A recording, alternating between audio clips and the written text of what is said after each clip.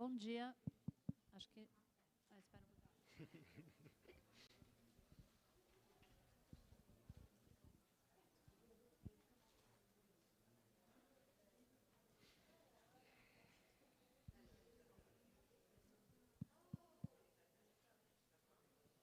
Bom dia. Acho que não está. Tá? Funcionando? Acho que agora foi. Atenção. Mas a gente tem uma concorrente.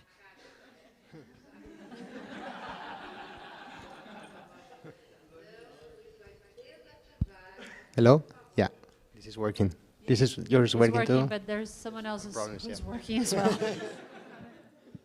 We have a third participant.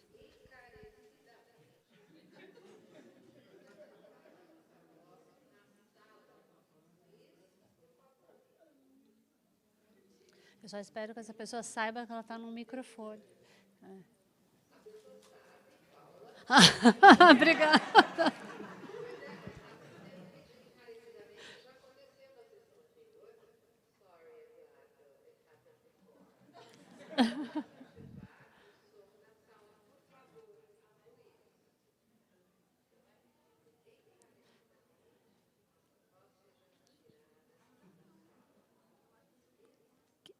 I don't get it.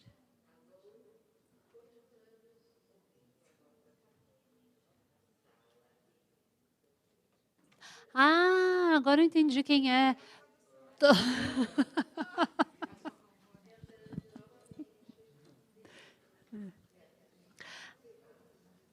Ah, gente, a tradução não pode vazar para cá.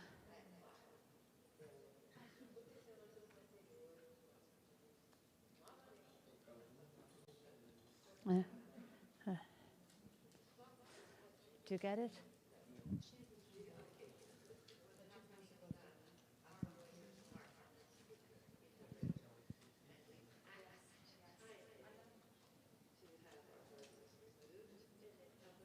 Gente, a gente consegue tirar ela a voz dela daqui da sala?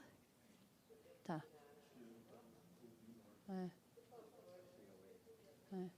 Because otherwise...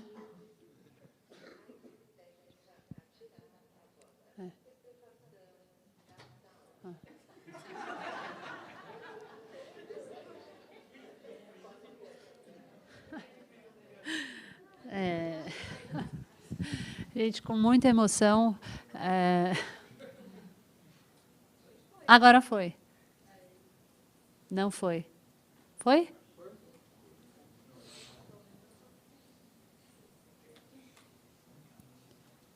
Alguém está ouvindo? Não, aqui não, mas no fone. Ah, então ótimo. Então resolvemos. Ótimo, obrigada. Gente, bom dia. Meu nome é Paula Miralha, eu sou cofundadora e diretora-geral do Nexo Jornal e da Gama Revista. É uma alegria estar aqui para discutir o relatório da Reuters sobre, enfim, o status do jornalismo no mundo. Antes de começar, eu só vou dizer para vocês que eu recebi uma lista de informes do dia, que são informes bem variados, que vão desde cuidado com seus pertences, não é permitido animais, até dicas de happy hour. Eu não vou ler todos, porque tenho aqui dizendo mais informes na seção dicas do site do Congresso Abrage, que pode ser acessado no QR Code atrás do crachá de vocês. Então, essas dicas estão lá. A gente tem aqui para apresentar os resultados do relatório para a gente o Eduardo Soares, que é diretor de comunicação do Reuters Institute para o estudo do jornalismo. O Eduardo é um jornalista premiado, ganhou um prêmio Gabo, se não me engano, fundou 2 startups e hoje trabalha como diretor de comunicação lá no Reuters, que é um instituto de pesquisa sediado na Universidade de Oxford e que trabalha não só produzindo informação para a academia, mas informação que pretende mobilizar diversos interlocutores no campo e na indústria do jornalismo. Então, a própria academia, o mercado, os empreendedores e todo mundo que está querendo pensar o jornalismo do ponto de vista também dos desafios e das soluções. Para falar um pouco da dinâmica de como a gente vai fazer, o Eduardo vai fazer uma apresentação de uns 20, 25 minutos. Eu tenho algumas perguntas para ele a partir dos dados que ele traz, depois vou abrir para perguntas na plateia. Uma coisa que eu não perguntei para a organização, essas perguntas são feitas pelo microfone, imagino que sim, ou se por escrito, pelo microfone. Então, depois... A gente...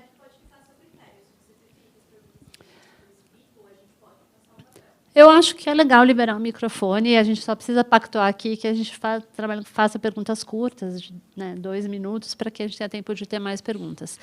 Então, Eduardo, obrigada, bem-vindo. Passo a palavra para você, para que você comece fazendo sua apresentação. Obrigado, Paula, and thank you everyone for coming. I'm going to go there to present first. Hopefully the presentation will appear there. Oh, here it is. Great.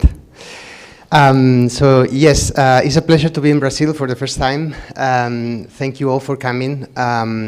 Some of you may know about the digital news report, but for those of you who don't know, it is produced by the Reuters Institute. We are based at the University of Oxford. Our mission is to explore the future of journalism worldwide, and we take that worldwide very seriously.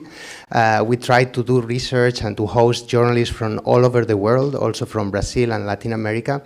And one of the things that we do is the Digital News Report. It's the 12th edition this year. It started as a report mostly about European countries, but since then we've expanded the report a lot, and we cover 46 countries around the world, including some of them in Latin America, as you see here: Argentina, Brazil, Chile, Colombia, Mexico, and Peru.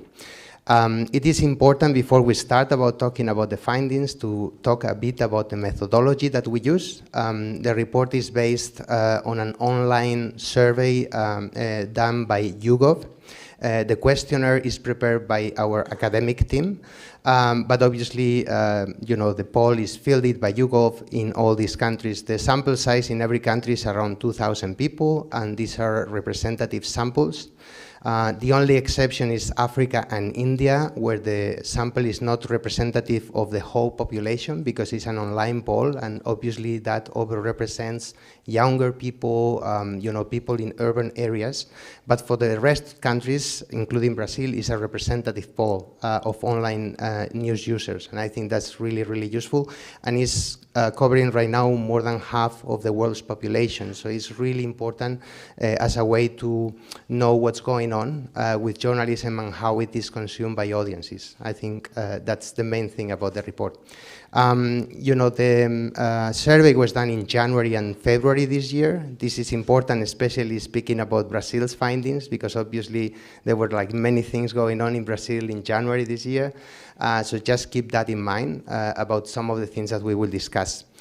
The key finding, I think, this year would be this fraying connection, this kind of disconnection between journalism and audiences. This is something that we've seen for a while, in our reports, but I think it's even more stark this year. This is a chart that we've been doing in the last few years, and it shows the main way that people get their news. Obviously, each of us, get their news in many ways in the same day, like sometimes through your phone, or through TV, or reading a print newspaper, whatever. But we ask this question: what is the main way that you get your news? Because it's a way to, to know exactly, what kind of things that people use the most. And increasingly every year, what we call side door access, all these ways to get your news, like social media, search engines, mobile alerts, aggregators, all of this side door access is growing. It is growing 2 points this year, compared to 2022, but it has grown before. And direct access to news, meaning people going to news sites or to news apps, and apps from news organization, is going down everywhere. So most people who engage with our journalism do it either through social media or search engines or newsletters, things that are not actually going directly to our homepages or to our news apps, and that's really, really important to take into account. It is even more important in Brazil and in many places in Latin America, in many places in Africa and Asia, where this direct access to news is even lower. So in the case of Brazil, it's just 16% of the population, and the change has been really important in the last few years. It was just 30% just in 2016. So we've seen that connection with the direct access to news decaying in many places, and especially in a place like Brazil. The other thing about Brazil in this chart is how massive social media is, and social media not just meaning like Twitter or Facebook, but also new platforms, also WhatsApp and other messaging platforms that, as you know, are very important in the access to news in this country. Another way to look at these figures is to see how figures have changed in direct access between direct access and social media access. If you see here, this chart is very graphic because it means how, in the same way that direct access has been going down, social media access has been going up. This is not the same, again, in every country. In some countries, the situation is different, and we always stress in our report, the differences across markets, because, things are very different in Europe. In Northern Europe, for example, you see there, in this slide, how Finland or Norway or Denmark has a lot of direct access, because those are countries with public service media, with very strong newspapers and strong reading, uses. But in places like Chile, Peru, Colombia, Argentina, or Brazil, the social media access is really big. And I think it's really important to stress that, obviously the report covers, try to cover trends globally, but also, in many places, in some places, trends are a bit different, and it's good to stress that. The other main theme about this year's report is how social media itself is changing. We talk a lot about social media all the time and how it's changing journalism, but actually social media is changing a lot in the last few years, and especially the kind of social networks that we are using for news. Again, this is, this is an average of 12 markets that we have been following in the last 9 years. But this average, as you see, shows very clearly how Facebook is becoming less and less important for news around the world. Again, this chart is just reflecting use for news. It's not used for, to see your uncle or to see your family on Facebook. It's just people who say that they use these networks for news. And, the percentage has been going down steadily since 2016. Not just because people are using Facebook less for news, but also because young audiences, the ones that are coming up, people that are 18 or 25 or 24, those people don't even actually use Facebook, not for news, not for anything, and that reflects very well in the chart. A few more things in the chart. You see how WhatsApp is growing in the last few years, is the green line over there.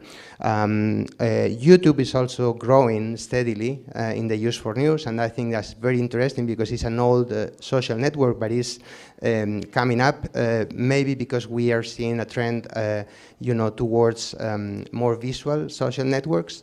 And also, obviously, Instagram is going up in the use for news a lot. And, this small line here, that is still a bit small, but it's growing steadily, is TikTok, which is something that, again, is very, very important, and very important, especially in some of the markets. TikTok is growing a lot, not just for dances, not just for fun, just also for news, in different ways, obviously, and we can discuss that later. But again, it's not the same in every country. You can see a little bit in this map how, countries in Northern Europe, in Southern Europe, the use is limited at this point.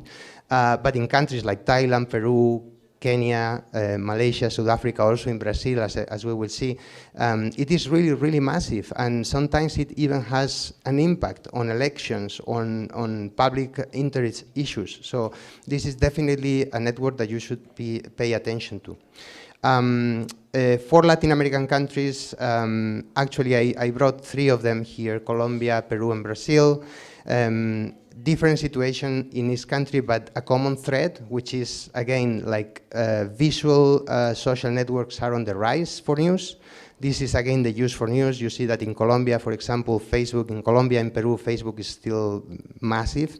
But for example, in Brazil, it's a bit different, you know, where WhatsApp, YouTube, Instagram, and also TikTok are going up.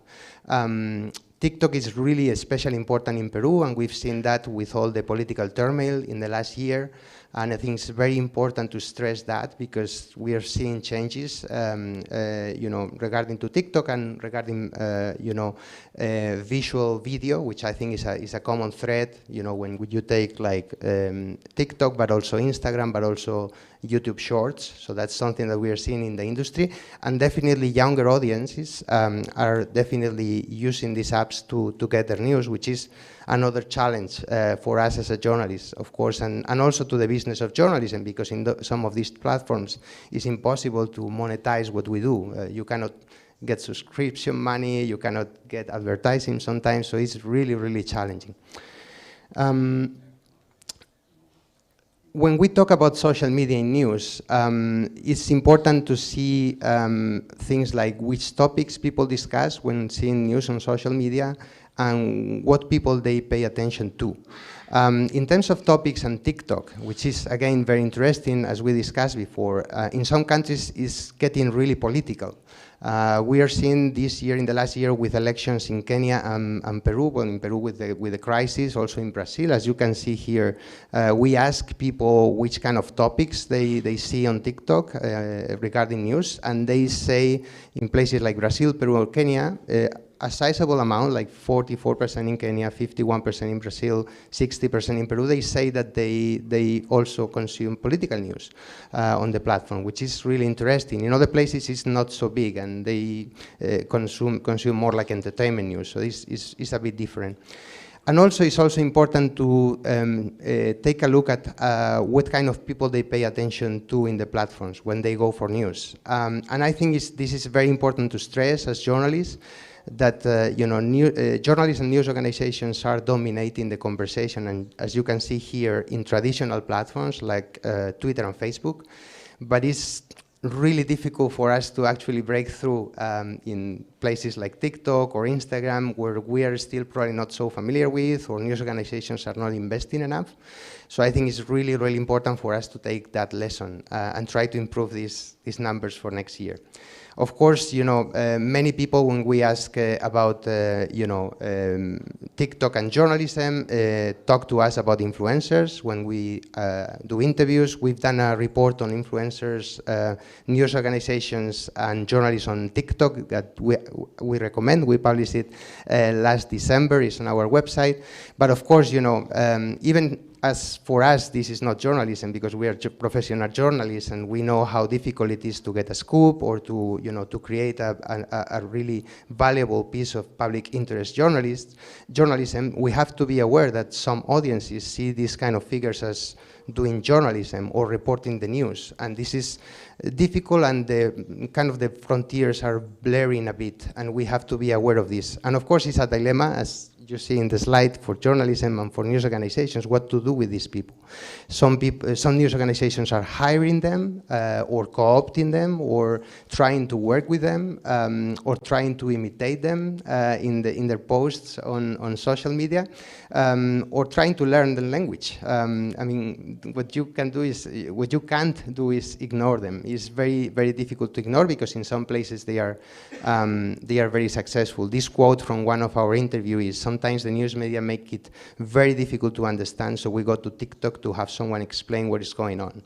Of course, the risk that this person explaining it is self-interested or has other agendas is very high, of course, and we know that as journalists, but we have to be aware that this is happening. Another common thread in the report is the decline in interest in news. We are seeing this not in every country, but we are seeing it in some countries. I come from Spain. As you can see there, in Spain, 34 points has declined. You know, the percentage of people who say that are very interested in news has declined 34 points in Spain. Is very stark in Brazil, 24 points in other countries. It's not a universal plague, so there are countries that are more stable in terms of interest. Maybe it has to do with things like political turmoil, polarization, you know, real political problems that we see in countries, and sometimes where countries are polarized, people switch off. Not everyone, but some people switch off. But this is something that we should take in mind. Also, this is something that we detected last year, and we track it this year again, the percentage of people avoiding the news on purpose. It has gone down a bit globally this year, and it has gone down substantially in Brazil. It is 41%. It was much higher last year in Brazil, but it's still a big problem, and it is still higher than it was before. Obviously, you know, there might be many changes, but we usually see this associated with polarization, you know, with noise in general, also with a depressive news agenda. And what is new this year is that we saw that not everyone avoids the news in the same way. We have what we call periodic news avoidance, which is basically avoiding the news on purpose, like, you know, changing channels in the TV, preferring not to know anything about what's going on because of different issues. But also we see specific news avoidance, like people avoiding specific topics. Like, I don't want to know anything about Ukraine or about the war or about politics or whatever. And also people that on purpose, they check the news less often. They just think, well, I'm just gonna check the news every week, or I'm just gonna check the news once a day. So this is something that we think is important to check. Topics that selective avoiders say they are most likely to dodge. We discussed them a bit. The war in Ukraine comes up especially with countries like Finland, which are very close to the conflict, and maybe that introduces more anxiety in readers. Also national politics. I brought here a picture of your favorite politician, I'm sure. Crime and security, which is something that has been discussed before in the panel in this room about black perspectives in journalism. I think this is very important. Many audiences, especially in marginalized communities, switch off the news because they see their communities portrayed in the wrong way. And Camila Montalvern, who is in the audience and is a researcher with us in the Reuters Institute, she's going to speak a bit about that in her talk later about trusting news. I think this is a very important point to make. And also social justice issues, not because they shouldn't be reported, but of course because they introduce polarization. Some people are unhappy about this and they disconnect, or they think that their communities are portrayed in the wrong way. How to approach news avoidance? What should we do as journalists to try to minimize this problem? Obviously, we need to report what's going on. No one is saying we shouldn't report on bad things or whatever. Obviously, we should report on those. But would we ask avoiders which kind of things would make things better in terms of, you know, making the news less anxiety-producing or less depressing? They usually say they want more positive news, or news reported in a positive way, or maybe with some kind of solution element. So not talking so much about individual crimes, for example, but about how to fix the situation in a more systemic way. And the other thing that is really interesting in this slide is how news avoiders are really not interested about big stories of the day, like to have like a big summary of what's going on today. They are not so interested in those things, and actually, like other audiences are really interested. So maybe there are like news products that we could design differently for these people that don't take that into account. Trusting news is something that we report on every year. It is generally kind of low. This year, it has gone down 2 points more. We experienced like a small rise during the pandemic, maybe because people reconnected with public service journalism and science journalism, and of course, you know, the pandemic made journalism even more important for people in some situations. But it has declined generally in many countries. These are the figures by country. As we usually say, you know, every market is different, and you know there are different trends going on, and it's difficult to generalize. But of course, the highest country is Finland, and the Nordics have like very high confidence, but it depends a bit on the country. There are several factors going on. For example, Greece is the lowest country this year because they have like many problems regarding press freedom and polarization, and it has gone down. But for example, in the US has gone up. Trust in news has gone up this year, maybe because the environment is a bit less divisive this year than in the Trump years. And in Latin America, we've seen trust going down in a few places like Peru and Argentina. And again, what happened in Peru is very, very essential, right? Like, polarized country, big political crisis, and it illustrates very well how trust in news depends not just on journalism, not just on what we do, but also in politics and trust in institutions more generally. So sometimes it's not so dependent on what we do, and we have to be aware of that. In the case of Brazil, I think the most important thing is the general trend that we are seeing, that by the way is one that we see also in Spain. Trust has gone down almost 20 points. Trust in news has gone down almost 20 points in the last few years in Brazil. Again, this is something that we see very often in polarized countries, and it doesn't mean that journalists in Brazil are doing their job badly or that they should do their job better. It has to do with some trends that are going on in society too. And one of the things that is very interesting from this year's report is that we analyze the relationship between trust in news and media criticism, the times that people find media criticism either from politicians, from other journalists, from people they know, from people on social media. And we actually have found some evidence that there is some correlation between media criticism and low trust. As you can see, the orange line reflects the correlation. It's very correlated. In places where people hear or see more criticism of the media and more criticism of journalism, those places tend to show more distrust toward the news. And I think it's very important to reflect this. It's kind of an intuitive conclusion, but I think it's very good to show it because it is important to know where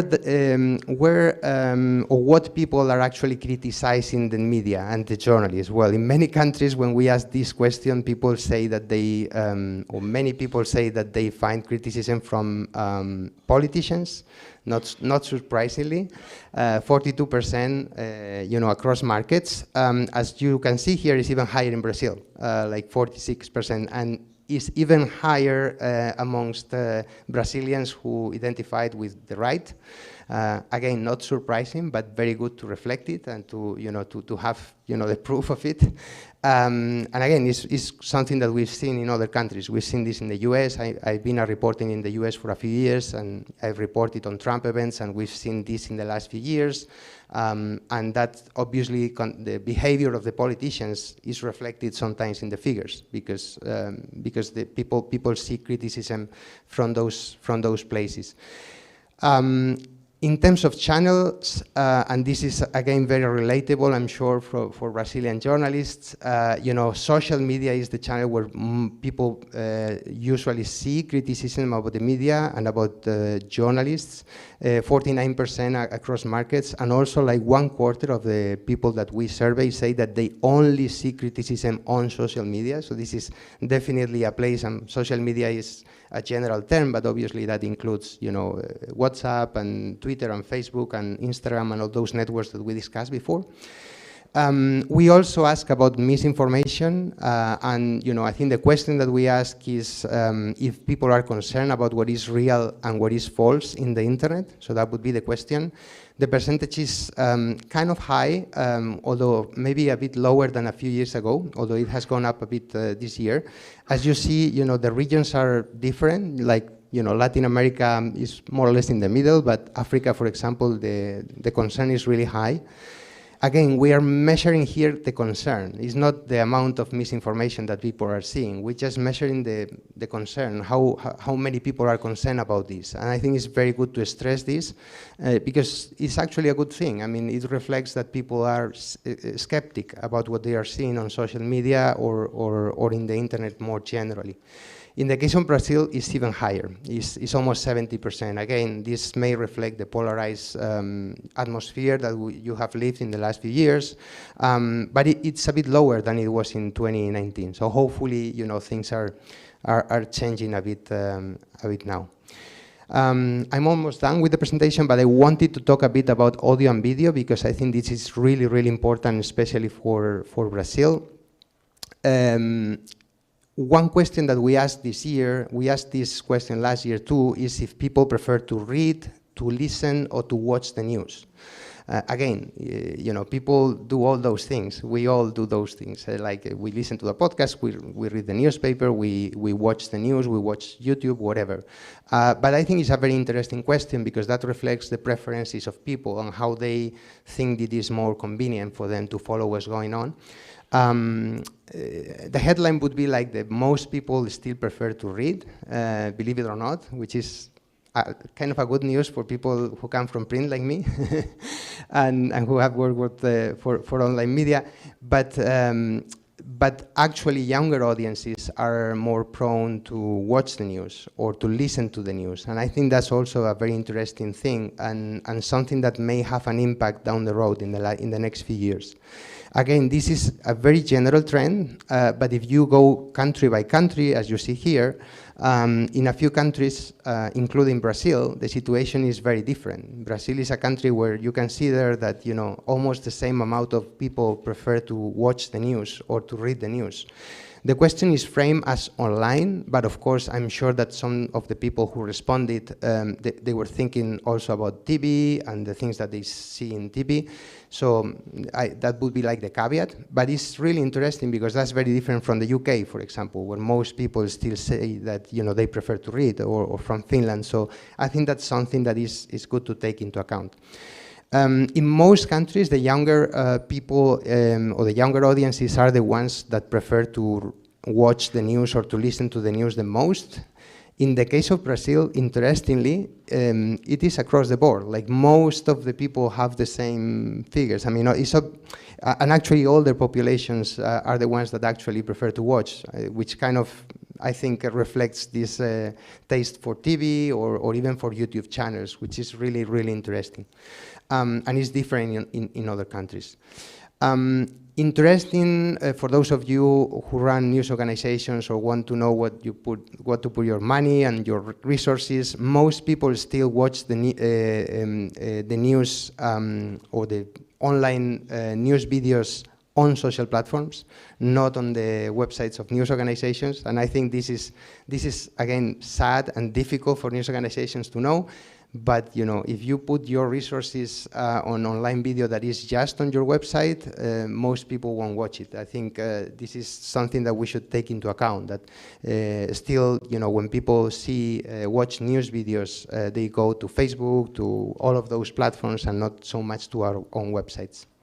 Finally, podcasting is a big trend in the last few years, and as you can see everywhere, like most news organizations, newspapers have put together like some kind of clone of the Daily of the New York Times, and they try their subscribers and their non-subscribers to listen every morning. Interestingly, we've seen podcast listening growing in the last few years. That's the blue line that you see over there from 28 to 34. But in terms of the news podcasting, so podcast that has to do with news, the growth is not so high. It's almost, it's almost non-existent. And I think it's really, really telling because the supply has been, or the growth in supply has been really, really big in the last few years. Like almost every news organization has a podcast or many podcasts, and audience seems to be very flat. So that's really interesting. Why are we seeing so many news organizations still producing podcasts? I think the reason is very clear. Like it is very valuable for newspapers because they, they get the attention of the readers for 20 minutes every morning. They generate habit, which is very valuable. It's very valuable to retain subscribers. So in that sense, it's good and it makes sense. But maybe it's not such a big or massive trend in the industry as sometimes we think. Finally, a few takeaways, just to leave you with that, and then we can talk with Paula and take questions from the audience.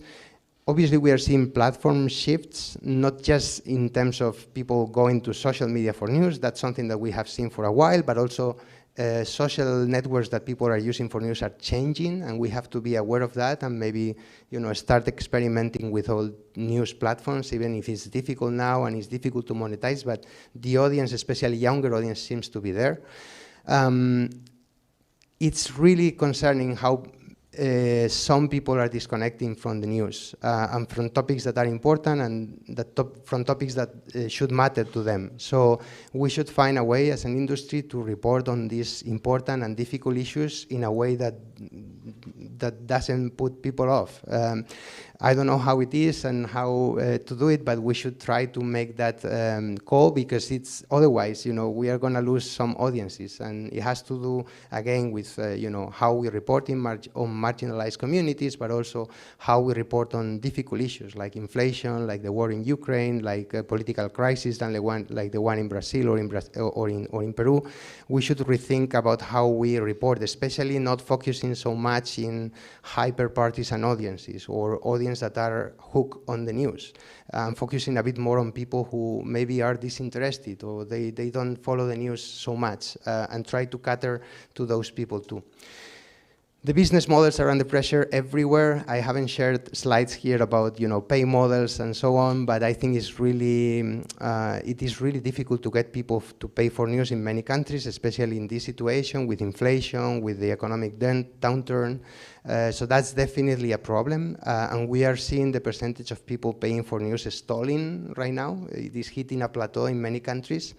And again, it's not just charging for news, it's that sometimes it's better or is good actually to think a bit about what's going to happen with people who don't pay for news in a, you know, in an environment when we are seeing more and more paywalls, right? Where are these people going to get their news and how? I think this is a very important question as a society to think about.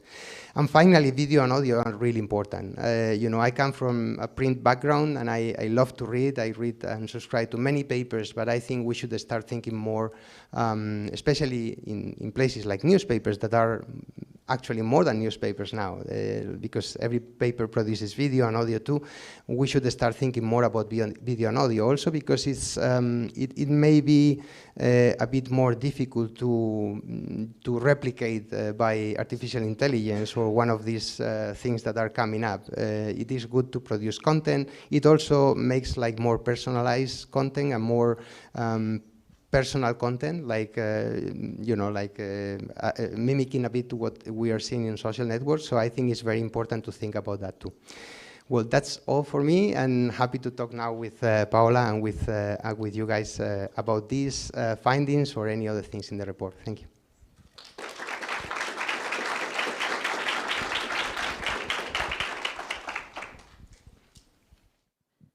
Thanks, Eduardo. I think, I mean, it's a lot of data and a lot of topics as well that you cover, and I think it gives us a lot of food for thought. I would like to start by the social media platforms and ask you, I mean, you showed us how relevant they are.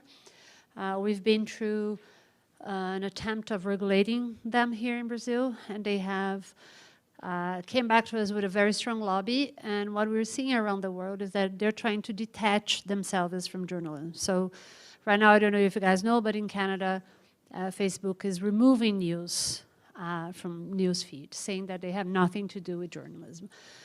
I would like to ask you, start by that. How would you frame the relationship even further? Can they actually say that they have nothing to do with journalism? And also, I would like to ask you, where is Google on your research? Of course, very good questions, all of them. Well, first of all, I mean, Google is one of the sponsors of the report, and obviously it's important to stress they don't have anything to do with the content. We are bound by the Code of Ethics of the University of Oxford. That means that no funder has any say in the report or in what we do on our research, and the report is funded by 17 different organizations, including public service media like the BBC and NHK in Japan, academic institutions, regulators, media regulators in the UK and Ireland and the Netherlands. So it has many funders. Having said that, yes, it's a very interesting moment for regulation, especially in the social media space. I think Google is a bit a different case in the sense that, you know, they are mostly a search engine, although obviously they also have interest in YouTube and other platforms.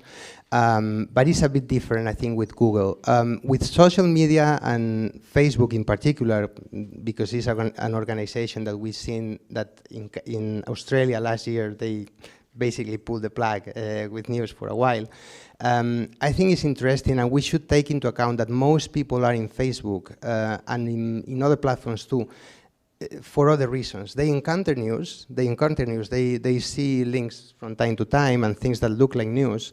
But most of the people who go for Facebook, they are there for other reasons. They are there because they are looking for pictures of their nieces or their parents, or I don't know, to follow other kind of things that are not news. So I'm not surprised that Facebook is prepared to pull the plug and say, well, we don't need news. And we've seen movements from Facebook in different countries in that direction. In the last few months, for example, they basically dismantled all their news teams in Europe. So we've seen that for a while. I think it's concerning for us as journalists because obviously we operate in an environment that is not going to change short term. You know, as we've seen, I mean, many people consume news on social media, entering through, you know, consuming our news, but entering through social media. And as that environment is not going to change, I think there should be some engagement with the platforms. There's no solution to this problem without some kind of engagement between platforms, governments, and journalists. So in that sense, especially, you know, Facebook, or better say Meta, because Meta includes WhatsApp, includes Facebook and includes Instagram. I think it is kind of concerning that they somehow think that this is a problem for someone else. I don't think that's a good thing for us long term as journalists. But do you believe, because we are very much, I know it differs from market to market, but here in Brazil, in general, we're very dependent on them when it comes to distribution. There's like outlets, big and small, they depend a lot on social media platforms regarding distribution. Do you see a way in the future that we can build alternatives in relationship to that, other than becoming good at SEO? Well, that's a $1 million question. It's difficult to see a future short term when these trends are gonna be different.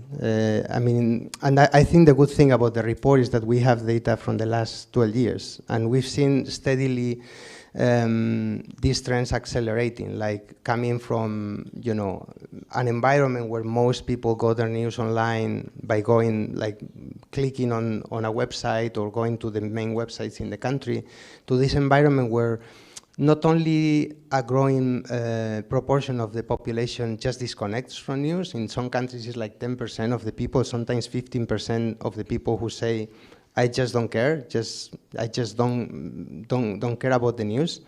But also because, you know, many people have this very, very tenuous, very soft connection with news. And it's, for most people, or for many people, is basically seeing things as they scroll down and mix with other things.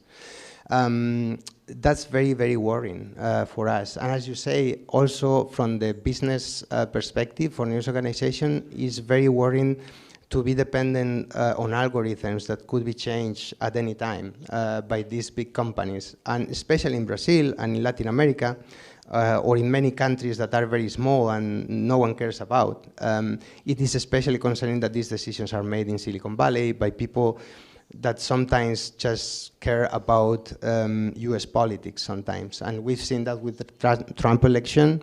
You are kind of lucky that in Brazil is still like a big country, and maybe they care more about Brazil than other places. But, you know, I have friends in Guatemala, friends in Nicaragua, friends in Malaysia, you know, and we've seen examples in all those countries of online harassment against journalists, sudden, you know, falls of circulation for newspapers and news organizations. And obviously people in Silicon Valley don't care about that so much as they care as the last Trump tweet or the last Trump issue. And I think that's super, super worrying, and we should stress this all the time. Thanks, Eduardo. Maria Ressa, a journalist and Nobel laureate, has been publicly very critical of the report, particularly on the topic of trust. She says that she has been discussing with you previously that the trust aspect of the report has been misused or weaponized, as she says, by dictators. I would like you to comment on that and to elaborate more on how you define trust on the report and the distinction between perception and trust itself. And I would also like to ask you, you're not only an academic institution, but you're also an academic institution. If you think about how the knowledge you're producing is going to be used, if this is part of your reflections. Yeah, of course, very good question. Yes, Maria Ressa has criticized the trust the trust brands chart that we published in the report. So that's a part of the report that reflects how many people say they trust different news organizations in each country. We ask about 18 news organizations in each country. It's not that we ask about everyone. We decide that, you know, depending on how relevant they are, how big they are, we ask about 18 news organizations. And I think the problem that Maria has is basically that for a few years, Rappler has been at the bottom of those organizations. And this has been sadly abused by people who are enemies of journalism in the Philippines that don't like what Rappler does. We obviously are really sorry to see that happening. We have pushed repeatedly on social media, on our own website against people doing that. We say explicitly in the report that this chart shouldn't be treated as some kind of trust ranking. And actually the brands this year are ordered alphabetically because I think it's unfair to say that this organization is the most trusted or the least trusted because we only ask about 18. Having said that, it is true that Maria Ressa expressed these concerns to us last year, and after discussing this with her and with many other news organizations in different countries, also with our advisory board, we discussed some changes. So this year there are things that are different in the report. Just by the chart, we have put the Reporters Without Borders Press Freedom Index in this country to reflect how you know, journalism is perceived or press freedom is perceived in that country.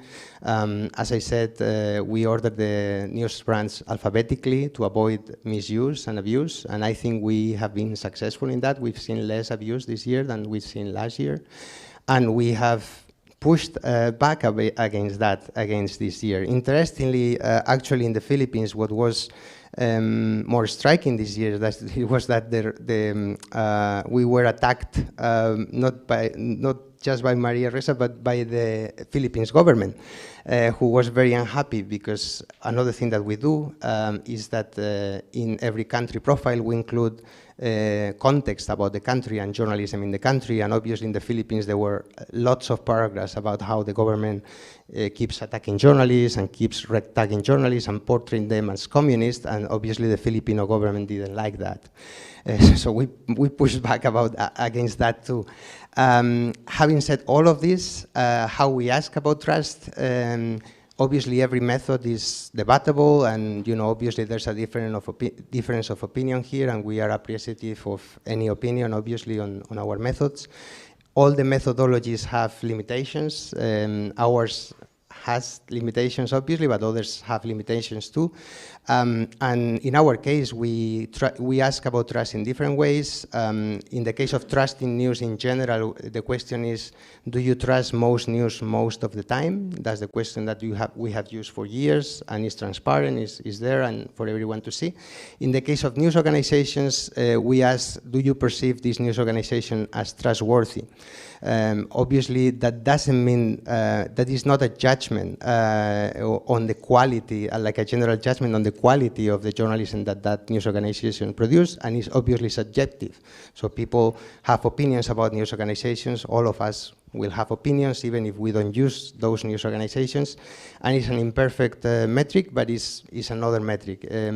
We don't think it is possible to find a metric that actually judges the trustworthiness of news organizations. It's very difficult to do.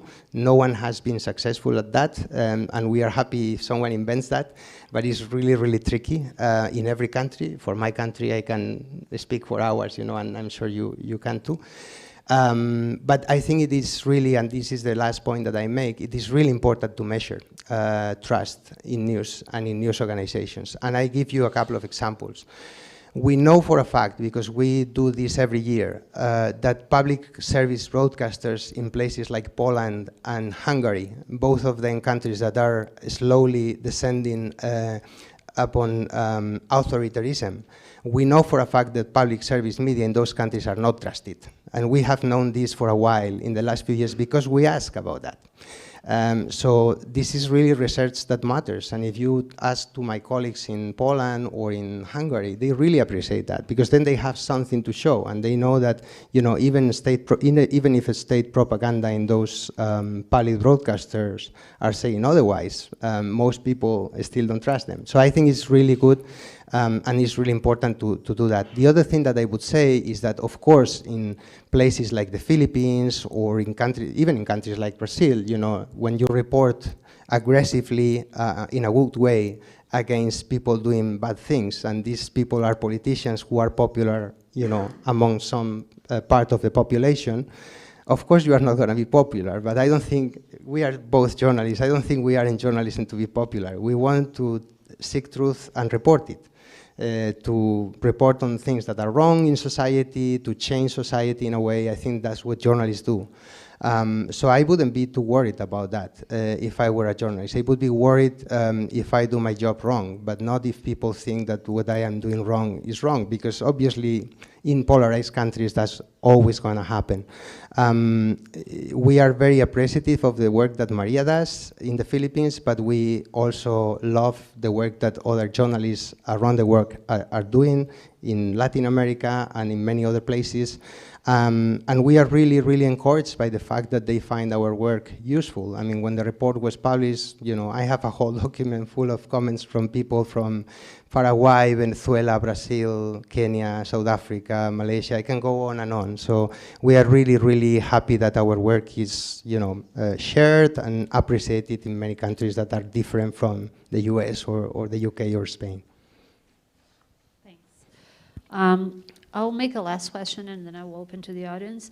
On the topic of the news avoidance, you mentioned the polarized context, you mentioned the kind of news, the kind of coverage, but there is also more and more you have public editors or ombudsmen talking also about the role the media itself has in creating news avoidance. So becoming part of the story, or being implicated from a political perspective. I read a research recently saying that more and more North American news outlets are refraining from endorsing political candidates because it has no impact. You don't change anyone's minds, and you create an atmosphere of mistrust. So I understand what you're saying when you're talking about news avoidance, but I would like you to comment on what is our role. Is there something that we are doing as political actors, because we are all political actors, there's no way out of that, that is contributing to this kind of news avoidance? I think it's a great question and very difficult to answer in many countries. I think in polarized countries, and I'm from Spain, and it's probably not so polarized as Brazil, but it's becoming more polarized over time. And I also lived in the US, which is totally polarized. I think in those kinds of environments, it's difficult for journalists to operate, and we should be very careful, really. That's my view. That's not the Institute's view, but I think my view is that we should be very careful because it's so easy to be perceived as partisan. And I think there's a fine line, but it is important to protect it, because one thing is like to be partisan, like to support a particular political party. And another thing is obviously to report on wrong things. I mean, if you see something that is wrong, or the human rights are violated by a candidate, or he's saying something against marginalized communities or whatever, of course you should call that out.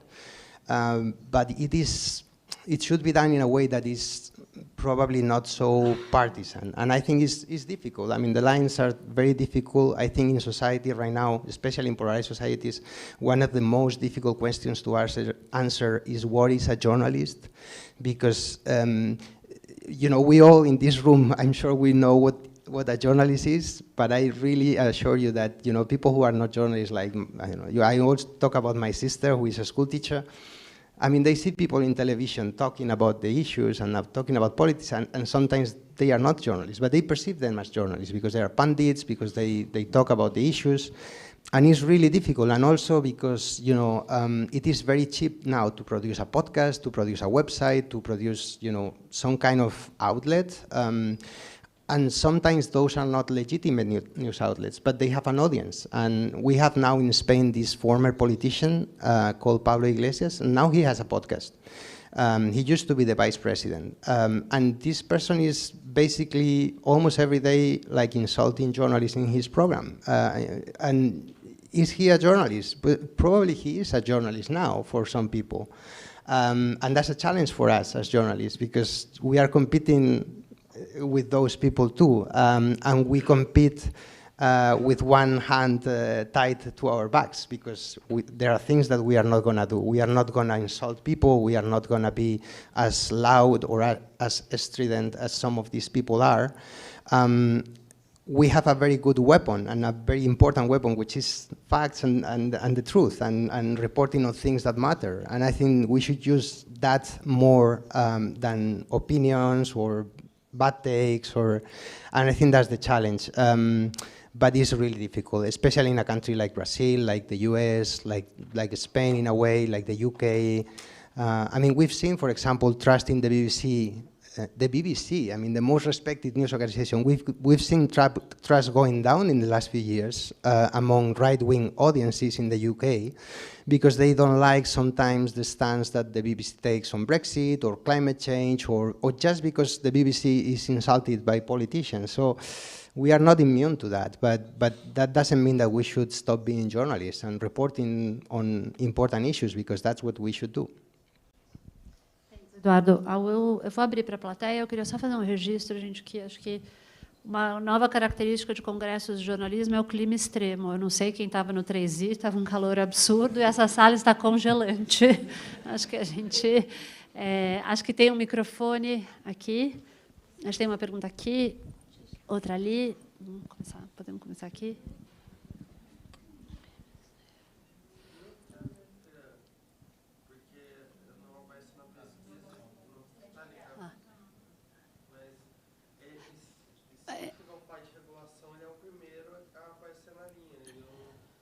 Espera aí, vamos esperar só o microfone. Se você pudesse apresentar também. Eu sou o Thiago, eu sou estudante de jornalismo, e eu quero saber por que o Telegram não aparece no reporte, porque quando vai falar de regulação, ele é um dos primeiros a aparecer na conversa. E no 8 de janeiro teve bastante disso.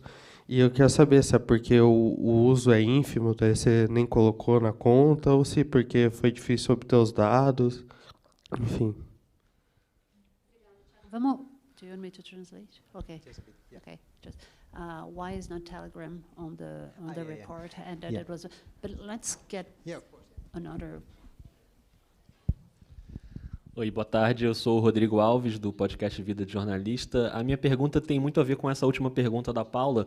Diante desse cenário de desinteresse em notícias, em informação, e muita desinformação, eu acho que não é uma opção todo mundo se mudar para a Finlândia, então a gente vai continuar fazendo jornalismo aqui.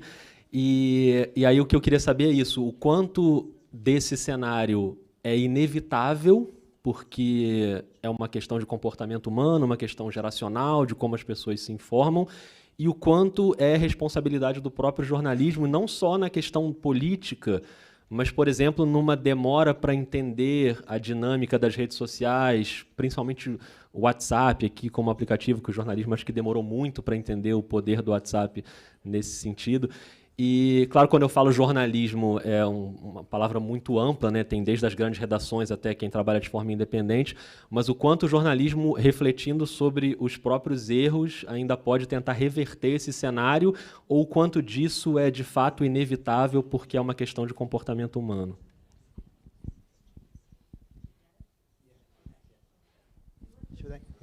Should I respond? Yeah. First with the Telegram question. So yes, we asked about Telegram. Telegram was not in the chart because the percentage is lower. So it is lower generally across markets. Also, although in Brazil I think it's higher than in other places. So, but obviously it's not so big as WhatsApp or other networks, and that's the reason. In terms of the other question, if this kind of situation is inevitable, you were talking about news avoidance mostly, right? Yeah. Well, I'm not sure. I think there are several factors about that. I think, platforms are definitely a factor and something that we can't control as journalists, as we discussed before. Obviously, these are big companies. They make decisions about content and about algorithms, and we are not making them. And that's a big change from the times where, every newspaper was in a news agent and people go there and buy it and read, right? What is also good now for journalists, for us journalists, that we have the data. Before we could just look at people reading paper and see if they read one section or another. Now we know what people are reading. And sometimes that's bad because sometimes that makes news organizations make bad decisions about content and doing clickbait and gossip and things that shouldn't be published on a serious newspaper sometimes.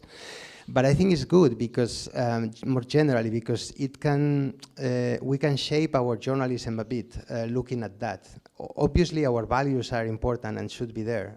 So we shouldn't go to bad content or low quality content because suddenly it has a spike of traffic or whatever. But I think it's good to see, how long people are reading, for example, or if a piece that we think is important wasn't read, we should think about that and think of ways of presenting that piece in a different way. And in terms of news avoidance, again, it's not that we shouldn't stop reporting on depressing stories, because there are many depressing stories around the world, and in each country we can think of some of those. But we should probably do it in another way. And I think the problem for many people, at least that's what they tell us, is the kind of relentlessness in which people deal with the news. Like they switch on the news, or they go to a website and it's here's this murder, and then here's this strike from the Russians in Ukraine, and then the inflation is going up.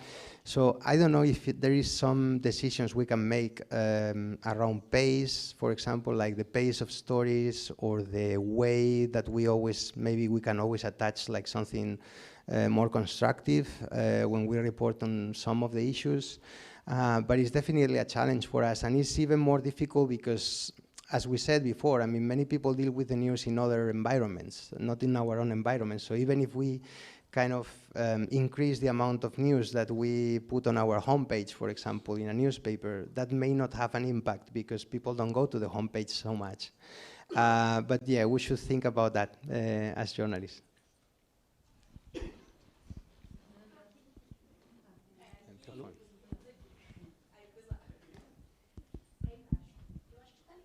Hello. Oi. Hi, my name is Daniel. I'm from ICFJ, and I would like to know two limitations of the methodology. You said a little bit about it, but I would like to know more. And if the Reuters Institute will try to answer to the question that you asked us, the rhetoric question, what is a journalist or what is journalism? Thank you.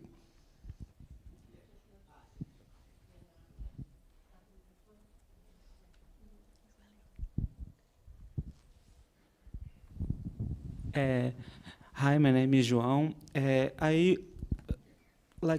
For 3 years ago, I used to work on a news website here in Brazil, and we experienced some audience problems because of a change that happened in Google, in the algorithm. They changed the way the searches worked, and the traffic stopped going to the website. We didn't know that back then, but we lost like 80% of the audience from one week to the other with no apparent reason. What I wanted to ask is if the report has identified the same situation in other countries, particularly in the Nordic ones, where there is still a higher trust and higher audience to the mainstream media outlets, or if it's something that happened only in Brazil or only in some regions of the world. Yeah, I'll try to address all the questions. So let's start with that one. Yes, of course. I mean, we've seen that in many other countries. I mean, I come from Spain. Now there's a big debate in Spain about Google Discover, which is this, in case someone doesn't know, but is this kind of system that is on all Android phones where people get the news in there, and you know, that results in spikes of traffic for news organizations, and sometimes it goes down or it goes up a little bit in the way that you're describing. I mean, we try to ask about those things. In the case of Google Discover in particular, it's difficult to ask because people don't know what that is. Like, they use it every day, but they don't, there's no place where they say Google Discover. So it's very difficult to actually ask people on a survey about that. There's some research about Google Discover that is more like tracking traffic and so on, and that might help understand those issues. But more generally, yes, the problem that you identify with Google, but we've seen this with Facebook also in a few countries a few years ago, is really, really difficult and an important one. And we discussed that before. It's like, you know, these organizations, sometimes they change algorithm for different reasons, sometimes not even because of news or anything, but that has an impact on us as journalists. And it's like, I don't know, like an elephant, you know, like just, I don't know, like crushing an ant or an insect, right? It's a bit like that. These companies are very big, they have their own interests, and we as journalists should, you know, collaborate and try to get our voices heard. And I think, you know, congresses or conferences like this are really good, but also, you know, journalism associations in many countries. The bad thing or the difficult thing, I think, when dealing with platforms is that news organizations have different interests. And sometimes, like, big news organizations have their own interests, and smaller startups, new startups, or even independent journalists have different kind of interests. So sometimes they kind of fight each other instead of, you know, trying to get the rights or fight for the rights with the platforms. So I think that's part of the challenge that some people face when doing this. But yeah, it's a problem. In terms of the data, I mean, we don't have like, and that kind of is related to the other question. Our methodology is online surveys. So that means that we ask people what they consume, but this is basically a survey. We are not using like tracking, like ComScore or other measures in the industry, or we are not doing experimenting, which would be another methodology. So that's part of the limitation that we have. But asking questions in these surveys, I think is important because it doesn't measure like the whole picture, but it measures something that is important, which is conscious consumption. So things that people consume, where people is aware that they are consuming them, if you know what I mean. So in that sense, for example, news organizations that people have top of mind, or that they think they know that they consume, you know, that's a very important thing to know, because sometimes traffic can be very fleeting, and news organizations sometimes falsify their figures, or they buy traffic on Facebook or things like that. But I think conscious consumption is something that is really valuable to know. Like if a news organization really gets in the in our ranking, is that, you know, that means in the rich ranking, that means that that news organization is top of mind. Like people think about that when they go to that place for journalism. So in that sense, I think it's a good thing to measure. Apart from the methodology, there was another question, right, about? The journalism question, yeah. I mean, it's very tough. And we do mostly audience research. So we do different things at the Institute, but you know, our strong suit is audience research. So try to figure out what the audience is consuming. As I said before, it's difficult to measure news organizations or different form of journalism and, I don't know, give them like a mark or something like that. It is very difficult to do. Because all of us, I mean, it was something discussed in the panel before, but we all have prejudices and our own biases and our own tastes. And what I think is a news organization, maybe another person think that is a propaganda outlet, or so it's very difficult to do that. What we do at the Institute, and I think that's definitely valuable, is hosting journalists from around the world. We have a fellowship program where dozens of journalists come to the Institute and spend 6 months with us. Obviously, we select the people who come. Almost 1,000 people, you know, apply every year, and we select, you know, 20 or 30 people. We try to make sure that those are real journalists, I can assure you. But also, I mean, we do many seminars every week. Like every week we have a seminar at the Institute, which is free and available online. We live stream all of them, and we feature journalists from all around the world. People like Natalia Viana in Brazil, or, you know, many people, dozens of people every year. When presenting the report, we try as much as possible to present it everywhere. So that's the reason I'm in Brazil now. I will be in Bogota tomorrow in the Gabo Festival. Rasmus, our director, is in Taiwan now, presenting the report. We do global launches. We did a launch with a focus on India, and another one on Asia, another one on Africa, discussing the report with local journalists and local editors. And responding the question is a bit philosophical. I mean, what is a journalist? It's very difficult, and it has always been difficult. But I think probably now it's more difficult because of the online environment in which we operate. We don't address the question directly, but I'd like to think that from the things that we do at the Institute and from the people we feature, everyone can make his mind about what a journalist is or should be in the 21st century. Even if we think, and I think it's important to recognize that there can be many different and legitimate ways to do journalism, and not every journalist or news organization should look the same. But I think there are some universal values that are universal and are really important to uphold. Obrigada. A gente vai passar. Eu só queria aproveitar essa pergunta especificamente do que é o jornalismo, quem é o jornalista. Eu acho que assim essa é uma tarefa que está dada para todos nós. Se a gente não fizer, outras pessoas vão fazer para a gente. Então, eu acho que assim o relativismo cultural ele é importante. O relativismo é importante para a gente pensar a diversidade no jornalismo. Acho que o jornalismo no Brasil sempre foi muito tradicional, concentrado. Servia à tradição, dizer que determinadas coisas não eram jornalismo. Acho que o jornalismo digital, os nativos digitais, vieram para mostrar que o jornalismo pode ter muitas caras, estar em muitos lugares, ter muitas visões, e isso é maravilhoso. Acho que isso só fortaleceu o ecossistema brasileiro.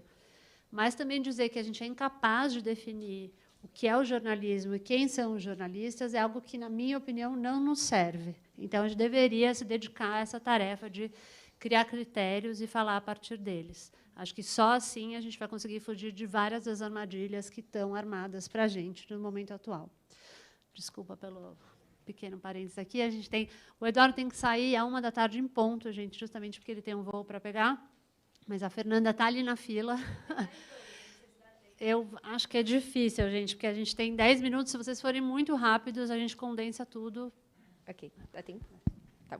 Oi.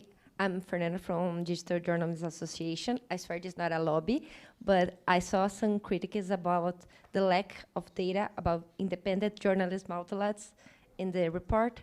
And independent journalists, yeah. And is that something that you think about adding in further research? Or? So you mean like... Just yeah. very briefly, Yeah. se a gente tem... Quem mais está na fila para perguntas? Então, Yes. bem rápido, se você It's the puder bem last chance, rápido. É. Marcelo, jornalista independente do Mato Grosso. A pergunta que eu faço para você é a seguinte. Uma das características das pessoas não acessarem é a polarização. Você acredita que no Brasil já atingiu o teto ou você tem outra opinião sobre isso? Do you think that polarization has reached the ceiling? Yep. Well, I don't know. I mean, hopefully yes, but I don't know if you can go much higher than in Brazil, right? But obviously I'm not Brazilian, so I don't presume. I mean, the only thing I would say about that, I don't have a crystal ball. Obviously, I really don't know what's going to happen in Brazil. Hopefully, we'll go down. But we have examples of places where polarization has gone down after going up. So it's not like a universal disease. It's not like a plague that the internet has brought that is going to kill us all. In some places, it has been very polarized for a while, like in the Czech Republic, for example. And then they elected like a centrist normal president. And in other countries, we have that experience too. So, you know, let's hope for the best and try to, try to get things to that place. Hopefully that will be the case. In the case of independent journalists, is what you were asking, and why they were not so much featured in the report. I think that's a good point, and I think we should probably do more. I mean, we asked, not in this report, but last year we asked, for example, about the Substack phenomenon and how many people were subscribed to Substack. And you know, the results were very, very low for Substack and newsletter independent journalism in most of the countries. The only exception was the US, where we saw, like, I don't know if it was like 7% of the subscribers, the new subscribers who were actually subscribed to a Substack for an independent journalist. But I think it's a phenomenon that is not so developed in many other countries, and that's probably in that particular case why we didn't ask about that. But I think it's actually an interesting thing to do, especially because now with the rise of TikTok and YouTube and other platforms, we are seeing more and more actually independent journalists doing their job in those spaces. So definitely something we should do more of. And the other thing that I would say is that we do academic research in the Institute, but that's not the only thing that we do. We also publish journalistic articles about journalism. And you know, I encourage you to read some of the things that we've published, but in the future that's something that we should do an article on. We did one like a couple of years ago on creators, journalism creators in different places like India and other places. But yeah, this is something that is on the rise and we should do more of. Thanks. Obrigada, Eduardo. Infelizmente, a gente tem que terminar. Eu queria antes agradecer. Thank you very much. I would like to leave you with a suggestion for a topic, for a report, and wonder if you're looking into advertisement. I think this is an extremely important topic. Here in Brazil, more and more we see the use of tabula and outrage in a very indiscriminated way that they have value because they promote confusion to the reader, considering editorial content. That's why they value so much.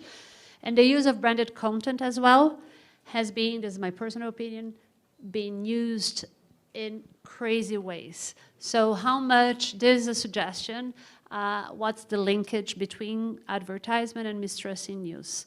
Eu queria também deixar uma sugestão de um outro relatório da Reuters sobre liderança no jornalismo, que mostra que mulheres e pessoas negras têm pouquíssimo espaço de liderança, particularmente no Brasil.